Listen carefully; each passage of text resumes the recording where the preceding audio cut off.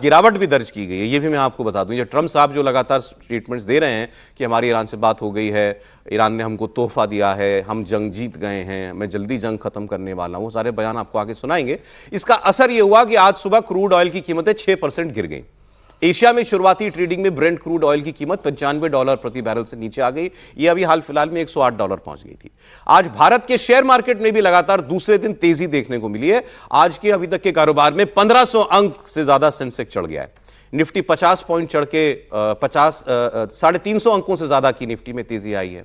बाजार में यह तेजी अमेरिका और ईरान के बीच संभावित संघर्ष विराम की खबरों के बाद आई, जिससे निवेशकों का भरोसा मजबूत हुआ है। अब सवाल यह है कि ट्रंप जो कुछ कह रहे हैं ये क्या इसी सब के लिए है कि ये मैनेज कर लिया जाए ऑयल और इन शेयर मार्केट्स वगैरह को? ईरान ऐसा ही मान रहा है कि इसमें उनकी और कोई गंभीर डिप्लोमेटिक पहल नहीं है, केवल यही है कि किसी तरह दुनिया का संतुलन बनाए रखो। सर, ये ट्रंप साहब जो कह रहे हैं उसको पहले भी हमने देखा, थोड़े दिन पहले हर्षजी ने भी बताया था किस तरह से एक जो 15 मिनट में जिस तरह की पूरी बाइंग हुई पेट्रोल को लेकर, क्रूड ऑयल $500 बिलियन की, $500 बिलियन की। तो वो ट्रंप साहब पर इस बात पे कोई शक तो कर नहीं सकता कि वो इस सब उनकी प्रायोरिटी ये हमेशा रही है। और ईरान ने बहुत साफ किया है कि उनका कोई समझौता इनके साथ नहीं हुआ, बल्कि मैं देख रहा था ईरान ने तो एक बयान दिया, उसने कहा कि भाई अब इनसे कुछ बन नहीं रहा, इसलिए ये समझौते की बात कर रहे हैं, अमेरिका हार रहा है और हम लोग इस लड़ाई को लड़ते रहेंगे।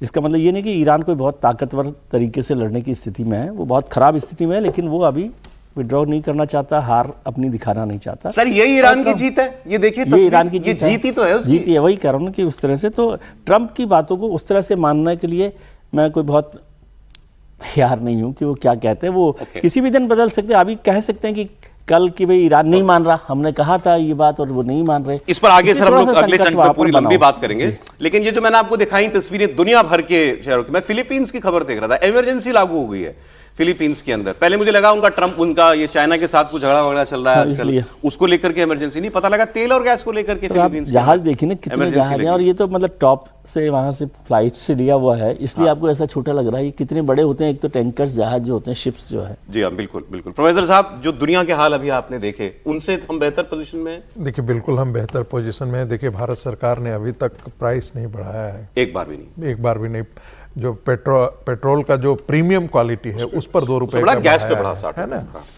लेकिन जिस प्रकार के दुनिया में पैनिक है, और आज के दिन में भारत कोई टापू तो है नहीं जो इससे अछूता रह जाए, हम भी उससे सफर कर रहे हैं। लेकिन अभी जो कुछ भी क्राइसिस जिसे आप देख रहे हैं, भारत सरकार उस क्राइसिस को एब्जॉर्ब कर रही है।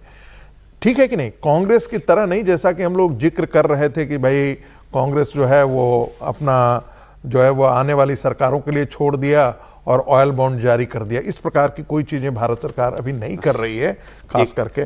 दूसरी बात, ये एक संकट है, इसमें कोई दो राय नहीं, शॉर्टेज है। सब कोई, पूरी दुनिया जान रही है कि जो जहाज प्रतिदिन हमारे यहाँ आते थे, आज के दिन में सप्ताह में 2 जहाज आ रहे हैं, सप्ताह में 3 जहाज आ रहे हैं। इस प्रकार की स्थिति है, तो कमी तो जरूर होगी इसमें। लेकिन देश को ये निपटने का इससे एक ही है कि हम सब मिल करके, जिसे हम कहते हैं ना कि हम देखें कि हमारा एक नागरिक के नाते क्या दायित्व है। यदि हम 2 कार चला रहे हैं तो कल हम 1 कार का भी यूज कर सकते हैं। घर में है, पब्लिक ट्रांसपोर्ट का है, ये हम लोगों ने पहले भी देखा है। जब पोल्यूशन हो जाता था उस समय भी इस प्रकार की चीजें आती थी, वो करते थे, और पूरी दुनिया इस पर इस ओर ध्यान दे रही है। ऐसे में भारत के सामने जो ये आपदा ही कहते हैं, विपक्ष के से सवाल है, क्या इसमें आप राजनीतिक अवसर ढूंढने की तलाश कर रहे हैं?